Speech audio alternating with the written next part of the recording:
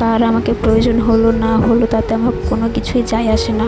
দিন শেষে আমাকে আমার মেয়ের প্রয়োজন। তার কারণ হচ্ছে আমার মেয়ে, আমি না থাকলে কেউ দেখবে না আমার মেয়েকে, কেউ খাবারও মুখে তুলে দেবে না আমার মেয়ের। তাই আমাকে বাঁচতে হবে আমার মেয়ের জন্য। আর আমি বেঁচে থাকলে আমার মেয়ের ভবিষ্যৎ অনেক সুন্দর। তাই লোকের কথায় আমি আমার মেয়েকে মারবো এরকম পাগলটা আমি না। তাই তোমাদেরকেও বলে দিচ্ছি, যারাই এমনটা করো বেবিদেরকে কোনো দিনও মারবে না, কারণ বেবিদেরকে মার খাওয়ানোর জন্য তোমার শ্বশুরবাড়ির লোকই যথেষ্ট।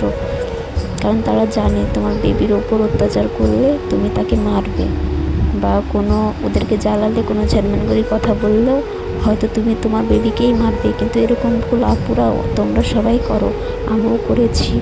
তাই প্লিজ বাচ্চাদেরকে মারবে না, বাচ্চারা তো নিষ্পাপ, ওরা তো কিছুই বোঝে না। লোকের কথা শুনে সন্তানকে মেরো না।